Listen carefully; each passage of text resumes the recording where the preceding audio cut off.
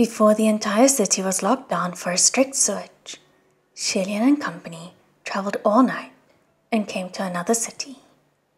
He still settled the king and queen in a secluded place before he himself and Fengxin went out to earn money. However, they who couldn't earn much money in the other city wouldn't magically be luckier in a new one. The two still worked a full day's labor, only to earn meager pay like always.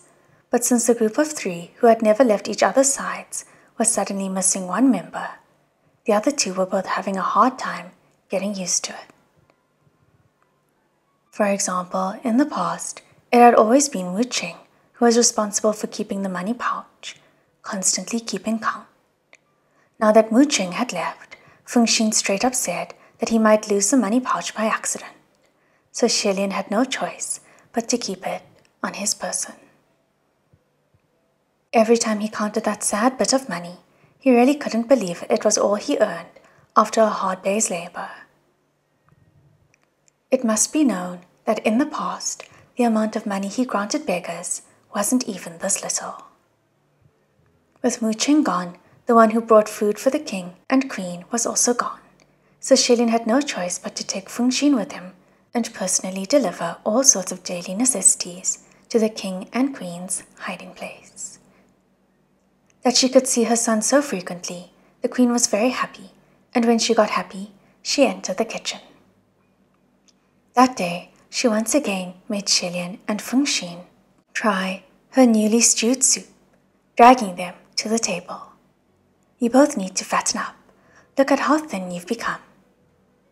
Fengxin was streaming cold sweat, and the moment his butt touched the bench, he bounced up, waving his hands. No, no, no, Your Majesty. Fengxin doesn't dare. I absolutely mustn't. The queen chided pleasantly. My child, what's there to be afraid of? Come, sit down. How could Fengxin dare tell her? He really didn't dare, and after he forced himself to sit down, the queen delivered the fruits of her labor. Fengxin inhaled sharply and removed the pot cover. Shilian sat at the head of the table, and when the two of them saw what was in the pot, they both looked ghastly. Shilian said under his breath, This chicken died a tragic death. Fengxin's lips trembled. Your Highness, you didn't see, right? There's no chicken in this. Then, what's that thing floating like a dead chicken? Shilian wondered. I think it's stew paste, but the shape is a little off, Fengxin replied. The two studied the pot for a good while, but still couldn't figure it out. The queen ladled a full bowl for Shilian, and Fengxin himself rushed to ladle himself a bowl. When the queen went to the back rooms to find the king, they instantly poured out the soup in their own bowls and pretended to wipe their mouths, looking as if they ate it up in one sip and hadn't had enough. I'm full, I'm full. Seeing this, the queen was delighted. Was it good? Shilian praised hollowly. It was. The queen said happily, If it's good, then have some more. Shilian almost spat out a mouthful of that non-existent soup and raised his handkerchief to pretend he was wiping at his lips. Just then, the queen seemed to hesitate before speaking. My son, I want to ask you a question. Please don't think your mum is nosy. Shilian stiffened and placed the handkerchief down. What is it? Please ask. The queen sat down next to him and asked, Where's that child, Wu Qing? How come he hasn't come the past few days? He knew it. Shilian's heart squeezed tighter at her mention of Wu Qing. Oh, I gave him a mission, so he's gone off elsewhere. The queen seemed to have breathed a sigh of relief and nodded. Then right after, she asked, When will he be back? Maybe he'll need to be out for a long time. He won't be back anytime soon, Shilian replied. Hearing this, the queen seemed troubled, and Shilian noticed. Is something the matter? The queen instantly replied, Oh, it's nothing. Fengxin was the sharper one, and he suddenly spoke up. Your Majesty, what's wrong with your hands? Hands? Xilin looked down and was instantly shocked. His mother's pair of delicate, exquisitely maintained, wealthy hands were, at this moment, looking rather horrifying. The joints were scraped and peeling, and there were faint traces of blood. Xilin stood up abruptly and grabbed her hands. "What's going on?" The queen quickly explained. "It's nothing. I only just washed some clothes and blankets, but I'm not very good at it." Xilin blurted out, "Why are you doing the washing yourself? You could have—" But he was stumped before he finished his words. Could have what? Could have had the palace attendants do the washing? Could have had Mu Qing do the washing? All of that was impossible now.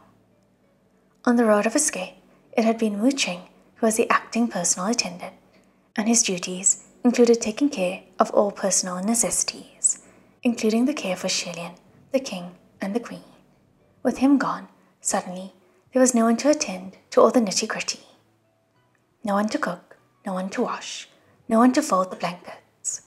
The simple days of the past suddenly became difficult. Xilin himself was all right in suffering through it, since there were far too many other things to worry about. But his mother, who had lived a comfortable, luxurious life, when had she ever done such crude labor? But if the queen didn't do this work herself, who else could take over? After some silence, Xilin said, "Don't let this trouble you. I'll take care of the washing." The queen smiled. "No need. You just take care of yourself. I've never done laundry nor cooked before, but since my time is free every day, doing the chores myself is still quite fun. Especially since you both enjoyed the meal, it's made me quite happy." That pot of soup was stewed by such a pair of hands, like his mother's. Xilin and Fengxin exchanged a look and felt rather horrid. Just then the queen added, "Oh yes, there was another thing. Is there any way you can bring back some medicine tomorrow?" Xilin's eyes widened slightly. "Medicine? What kind of medicine?" The queen's face was troubled, and she sighed. "I'm not quite sure either. Why don't you go to the pharmacy and inquire? See what kind of medicine should be taken for symptoms, like coughing up blood." "Coughing up blood?" Xilin was shocked. "Who's coughing up blood? You? Father? Why didn't you say something sooner?" His voice was raised, and the queen immediately hushed him. "Lower your voice." However, it was too late, and an outraged voice came from the back of the cottage. "I told you not to say anything unnecessary." It was the king. Seeing that he had already heard, the queen didn't worry over hushing any more and called toward the back rooms. "But it won't do if this keeps up." Xilin walked straight into the rooms and saw the king was huddled in a bed of ragged blankets. Recently, he hadn't looked closely, but now that he saw, the king was looking ill, his cheeks sunken, appearing even more sickly inside a gloomy room. There wasn't any kingly aura at all. He was nothing more than an ashen-faced old man.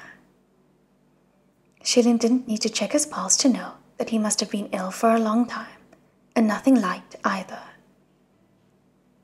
In fact, the entire room was permeated with the suffocating, musty air of sickness.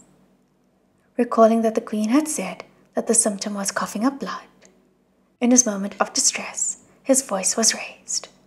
"What's going on here?" The king steeled his face. What's with that tone? Both the queen and Fengxin also entered the room. Xilin admonished, "Who cares what tone I'm using? If you're sick, why didn't you say something sooner?" The king was furious. "Are you lecturing your king? At any given time, what this king can and cannot say is not for you to say." Seeing that he was still acting tough, Xilin was in disbelief. "You're unbelievable. Are you still throwing the weight of your title around at a time like this?" The king was outraged. "Get out! Get out of here!" The queen and Fengxin immediately dragged Xilin out. "My son, don't be like that. He's your father and he's ill. Take a step back." on the run and ill. This was like adding frost to snow. Xilin buried his face in his hands. Mother, why didn't you both say something sooner? If you had, the illness wouldn't have escalated to coughing up blood. Do you know how hard that is to cure? Or rather, based on their current situation, it was impossible to cure. The Queen was both dismayed and aggrieved. We didn't know either, that it'd worsen like this. Feng Xin added, Yeah, besides we've been dodging Yong An pursuit this entire way. There was no time to stop. Xilin pulled his face from his hands. I'll take him to find a doctor in the city right now. No need, the king cried from within the room. Xilin looked back and was just about to rebuke with, I'm the one who makes the call right now. But Feng Xin responded first. Your Highness, if you take His Majesty to the doctors in the city, you'll be discovered for sure. Hearing this, Xilin instantly froze. The Queen also spoke up. That's what we were afraid of, which was why we didn't say anything in the past few days. My son, why don't you just think of a way to bring back some medicine first? In the back rooms, the king started coughing violently again, and the Queen went in to look after him. Xilin was dazed for a good moment, then he turned and went out. Feng Xin called out, Your Highness, what do you plan to do? Xilin didn't answer, but started rummaging through all the shelves and chests in the cottage. Feng Xin asked, What are you looking for? Xilin didn't respond, and a brief moment later, he dug out something from the bottom of a chest. It was an ancient, sacred sword. Feng Xin looked and questioned him. What are you doing, taking Hong Jing out? After some silence, Xilin replied, I'm going to pawn it. Feng Xin was shocked and immediately exclaimed, You can't. Xilin slammed the chest shut heavily. I've already pawned off so many swords. This is just one more. Throughout their journey, in order to make up enough funds for carriages and bribes for crossing checkpoints, Xilin had already pawned off over half of his collection of beloved sacred swords. And since they couldn't go to large, bustling pawn shops, sometimes they'd even be blackmailed by shady merchants who had discovered their identities and had to suffer bargain sales. Feng Xin exclaimed, It's not the same. Don't you really like the sword? Otherwise, why haven't you pawned it already, and instead stuffed it at the bottom of the chest? Besides, this was a sword the Emperor gifted you. It won't sound good if this got out. Xilin said tiredly, No matter how much I like it, it's still not as important as a life. Let's go, let's go. The two made their way to the city with the sword, both looking downtrodden. When they came to the pawn shop, Xilin stopped in his step and looked at the Hong Jing in his hand. Feng Xin peered at him. Why don't we forget about pawning it? Let's think of another way. Xilin shook his head. It's too late. Besides, we don't know if there's any other way that can make up enough money. If they went to steal, to rob, to trick, no mortal would be a match for them, and money would pour in much faster. However, it was precisely because they must uphold their moral compass and adhere to the ethical regulation of mortals, and earn money honestly, that things were so difficult. Having made up his mind, Xilin said, This has to be pawned. Once it's pawned, let's go buy medicine. While he said so, his feet still didn't move. Feng Xin knew that he was reluctant to let go, that this was the last sacred sword that Xilin had. So he said, Let's look around some more. Right then, at the other end of the street, came clamoring noise, shouting and yelling, and someone cried out, Who's causing trouble? The audacity! Catch him! Catch him! The two were both startled, and Xilin instantly backed up to the side in alarm. Who? He shouted. Feng Xin was alarmed too, and went over to check. Returning after he was assured, It's nothing, don't worry. It has nothing to do with us. It's not anyone looking for us, and it's also not the young Un soldiers. Only then did Shilian's tension relax. What's going on? I'm not sure, Fengxin said. Looks to be a fight between some mad servants. Want to go see? Let's go see, Shilian said. Hopefully, it's not some thug. The two shuffled over to watch. They saw in the center there were a couple of men who were brawling, and the surrounding audience was cheering. Fengxin patted a passerby on the side who was enjoying the show. Hey buddy, what's going on here? The passerby chuckled. You don't know? This is too exciting. The servant is beating the master. Such an affair. Shilian was speechless. How come? And why is it a good thing? Of course it's a good thing, the passerby said. This master really is no good. The servant followed him since he was young, very loyal. But him, he only knew how to take advantage. Not only did he give no pay, he even worked him to the bone. The servant couldn't take it anymore, so you see, they're fighting. Sure enough, the one doing all the beating was cursing as he threw punches, yelling things like, I've had it with you for a long time. Why don't you figure out for yourself what you've given me? My family's so poor, we have nothing to eat, but you still ride over my head, all high and mighty. From today onwards, I ain't your dog no more. And so on. The master who was getting beaten was hugging his head and screaming, while the crowd cheered. But their shouts were making Shilian's heart lurch in waves, giving him chills for some reason, and he glimpsed at Fengxin's face without thinking. Fengxin didn't notice his strange behavior at all, and when he heard of all those crummy deeds, he commented offhandedly. I see. Then this master really is no good. No wonder the servant is rebelling. He didn't mean anything by it, but Shilian's heart cracked, and he gripped Hong Jing tighter. After much headache, Hong Jing was born, and the two finally had money. They immediately went to inquire after a doctor and purchased over 10 different kinds of medicine to take back. The medicine to cure symptoms of coughing blood was expensive, and the quantity needed was immense.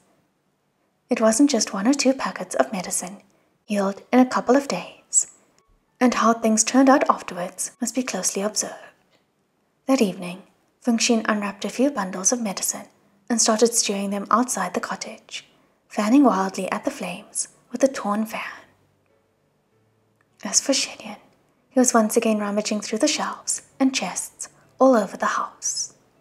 After a while, he finally fumbled out a soft, shimmering golden belt.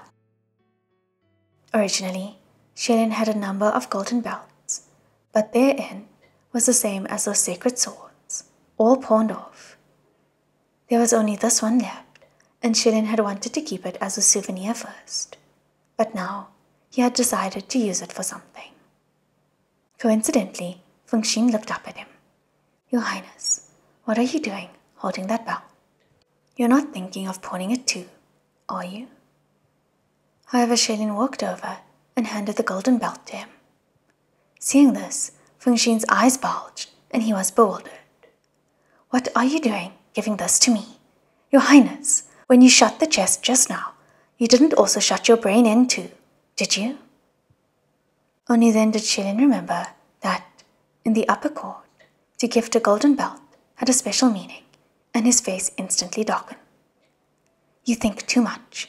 I don't mean it that way at all. You just take it, like it's regular gold. Then he shoved it on him. Fengxin glared with that shimmering golden belt around his neck. No, you still gotta tell me. Why are you suddenly stuffing me with gold? Just take it as compensation that I've owed you for so long, Shilian said.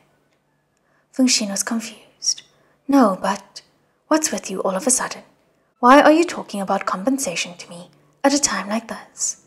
You might as well just pawn this off and buy more medicine for His Majesty. It's fine if you don't pawn it too. Keep it for yourself. This is something that only heavenly officials can possess.